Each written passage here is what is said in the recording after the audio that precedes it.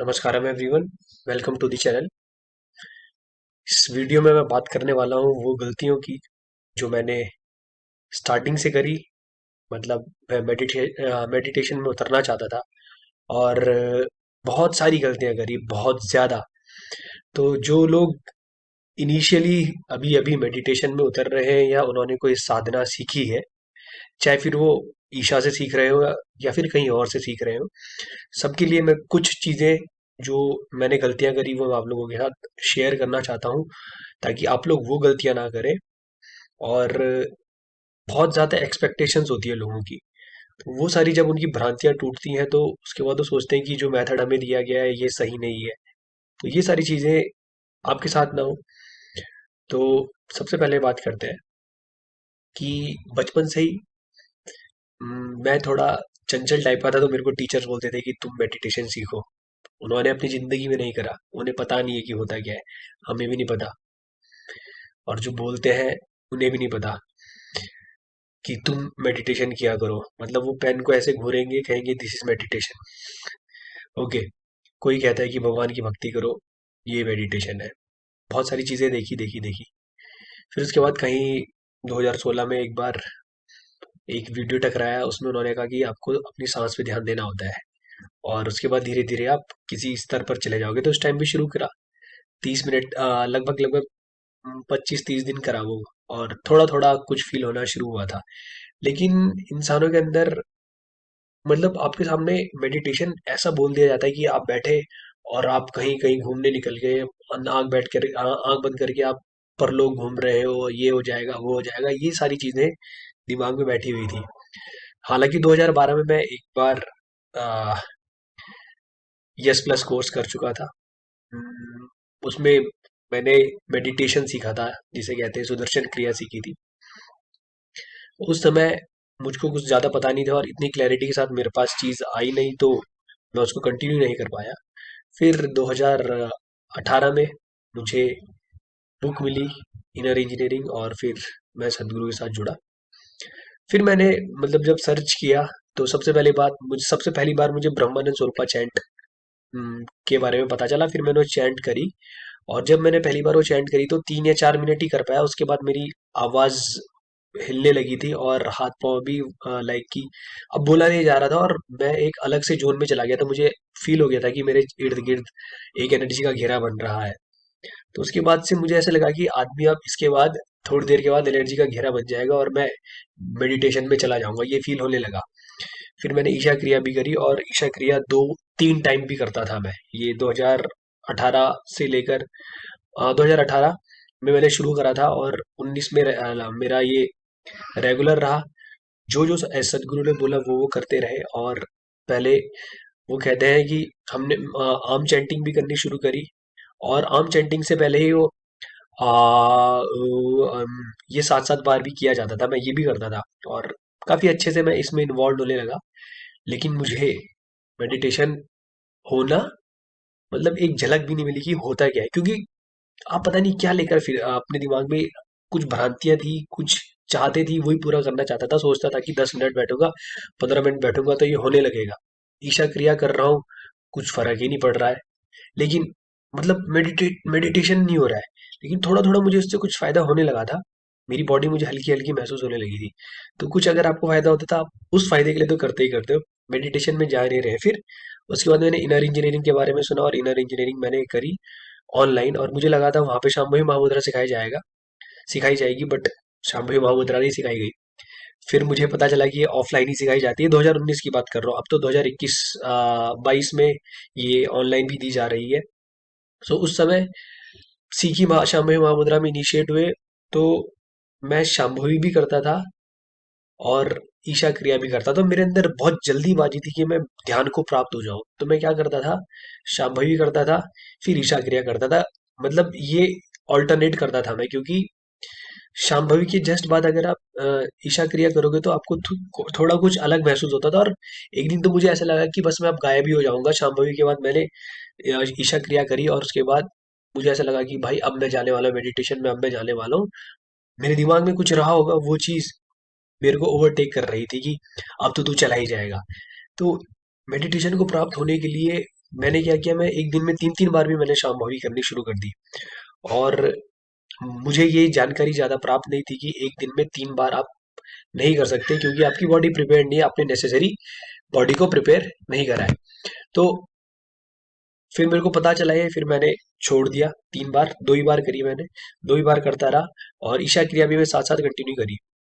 और 2019 तक मैंने ये कंटिन्यू रखा, 2019 में कंटिन्यू रखा, फिर शायद 2020 में जब लॉकडाउन लगा, मैं, हाँ, एक्चुअली मैं करता क्या था, ध्यान को प्राप्त होने के लिए, क्योंकि मैंने विवेकानंदा के बारे में सुना था और वैसा ही कुछ बनने की चाहत थी।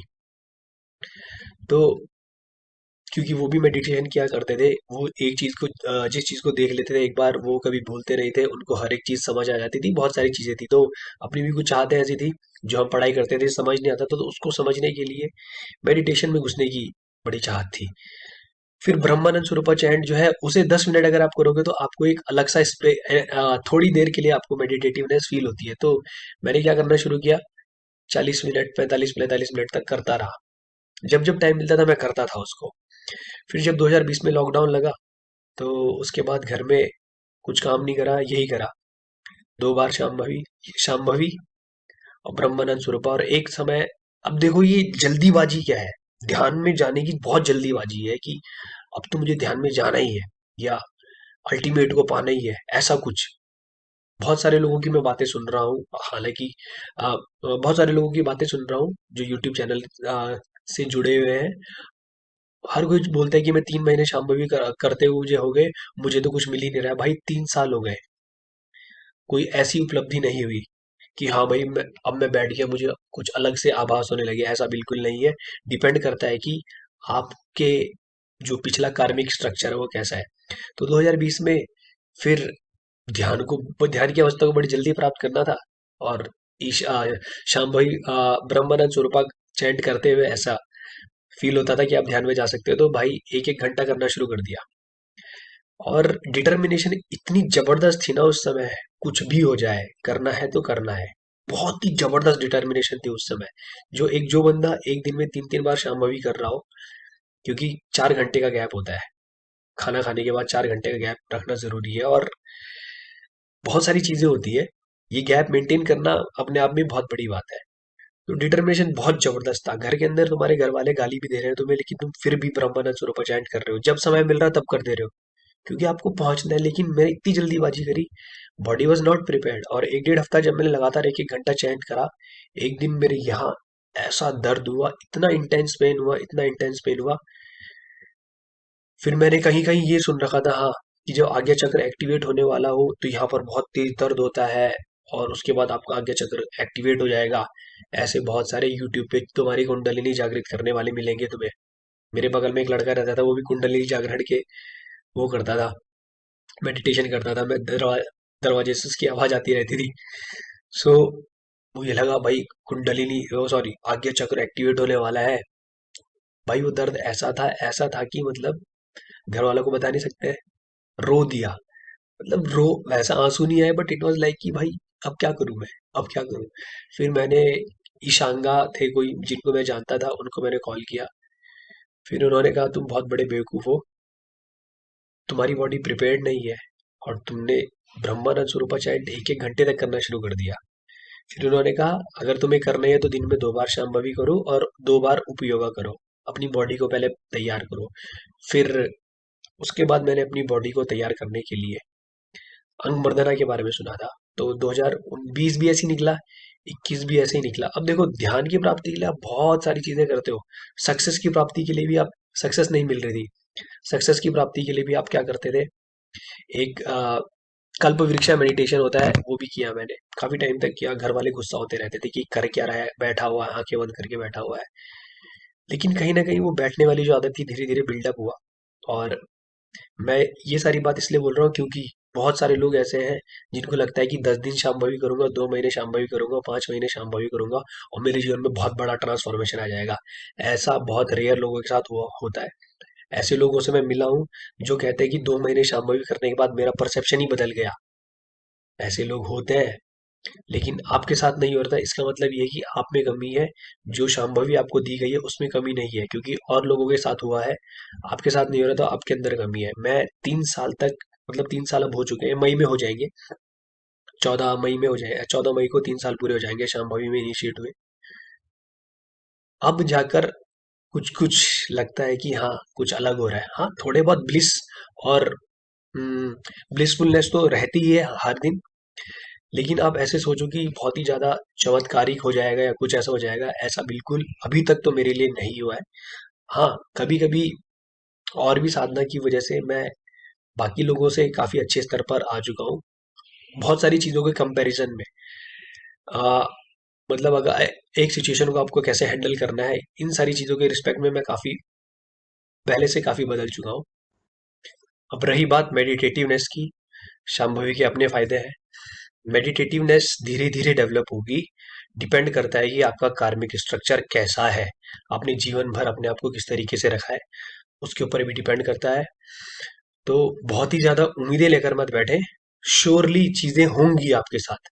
ऐसा नहीं है कि शांभवी करके आपके साथ चीजें नहीं होंगी, होंगी। और बहुत सारे लोग कहते हैं मैंने 1 साल कर लिया, मेरे जीवन में कोई चेंजेस नहीं दिख रहे हैं। वो चेंजेस इतने सटल हैं, इतने छोटे हैं, इतने छोटे स्तर पर हो रहे हैं कि आप उनके प्रति अनकॉन्शियस हो, लेकिन जिस दिन वो आपके सामने खिलकर आएंगे उस दिन आपको पता चलेगा। शांभवी के ऊपर मैं ऑलरेडी 4 या 5 वीडियोस बना चुका हूँ, आप वो वीडियोस भी जाके देख सकते हो। फिर उसके बाद अंगमर्दना सीखा, 2022 में सीखा, 2021 में सीखा। और उसके बाद योगासना सीखे। तो योगासना सीखने के बाद मुझे ऐसा लगता है कि मेडिटेटिवनेस मेरे अंदर बढ़ चुकी है। बैठे बैठे now I am feeling far better as compare to, मतलब अंगमर्दना और शांभवी के कंपैरिजन में अब योगासनास जब मैंने सीखे हैं तो मैं बहुत ज्यादा स्तर पर पहले के कंपैरिजन में मेडिटेटिव हो चुका हूँ। और एक चीज और, वैसे तो जब मैं अंगमर्दना मैंने जब मैंने सीख लिया था तो तब से मुझे फायदा होने लगा था, मैं काफी ज्यादा देर तक बैठ सकता हूँ। मतलब if you say sit with your eyes closed for 1 hour, I can sit easily. And after learning yogasanas, I can sit there for maybe 1.5 hours now. धीरे धीरे अब हाँ, जो लोग मेडिटेटिवनेस में जाना चाहते हैं, मेरे हिसाब से ओके, आप योगासना सीख सकते हो। और वैसे तो शांभवी पहले सीखी जाती है, जनरली हर कोई शांभवी सीखता है, लेकिन जो अपने आप को मेडिटेटिवनेस के लिए प्रिपेयर करना चाहते हैं, मेरे मेरे हिसाब से, मैं किसी और की बात नहीं करता हूँ, मेरे को जो फील हो रहा है मैं उसके बेसिस पे बोलूंगा you can go for yogasanas. But yogasanas से पहले अगर अंगमर्दना सीख लोगे तो आपकी बॉडी प्रिपेयर्ड हो जाएगी, फिर योगासनास अलग ही स्तर पर काम करेंगे।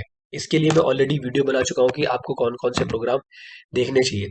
तो फाइनली इस वीडियो का कंक्लूजन ये है कि बहुत जल्दीबाजी में ना रहे। जब आपकी बॉडी प्रिपेयर्ड रहेगी अपने लिए, अपने आप ही आपके साथ चीज होगी। सदगुरु ऑलवेज सेज कि when your body and mind are prepared, things will happen for you. Sadhguru के साथ भी 25वें साल में एक्सपीरियंस हुआ था, वो जो चामुंडी हिल में गए थे, तब तक उनकी बॉडी प्रिपेयर्ड नहीं थी उस लेवल ऑफ एक्सपीरियंस के लिए। तो उनके साथ भी 25 साल में हुआ है। आपने तो अपने जीवन में कुछ नहीं किया होगा, बहुत सारे लोगों की बात कर रहा हूँ, बुरा नहीं मानना है, आपने कुछ नहीं किया होगा तो एकदम से आपके साथ हो नहीं सकता।